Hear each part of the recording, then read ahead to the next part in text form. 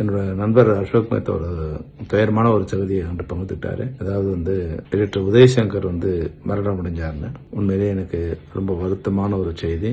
என்னோட திரைப்பட கல்லூரியில ஒன்றாம் படிச்சு ஒரு 30-35 வருஷத்துக்கு மேல நண்பராகவும் என்னோட டெக்னீஷியனாகவும் இருந்திருக்காரு, நண்பராகவும் இருந்திருக்காரு, சகோதராகவும் இருந்திருக்காரு. 91 அவரை என்னோட படத்துடைய எடிட்டரா அவரை நான் அறிமுகம் பண்ணேன். தொடர்ந்து ஒரு மிகச்சிறந்த நண்பராக இருந்திருக்காரு. எல்லா காலகட்டத்திலும் இந்த 30 வருஷத்துல என்னுடைய அனைத்து நல்லது கட்டத்திலும் கலந்துட்டு இருந்திருக்காரு. போன மாசம் கூட அவரோட பேசும்போது ஏதோ ஒரு ரெஸ்டாரண்ட்ல அது இன்சார்ஜா இருந்து ஒர்க் பண்ணிட்டு இருக்கேன்.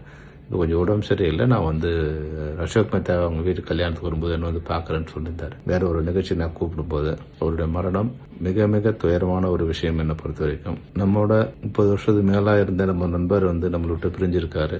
உதயசங்கர் குடும்பத்திற்கும் அவரோட நண்பர்களுக்கும் என்னுடைய துயரத்தை நான் ஷேர் பண்ணிக்கிறேன்.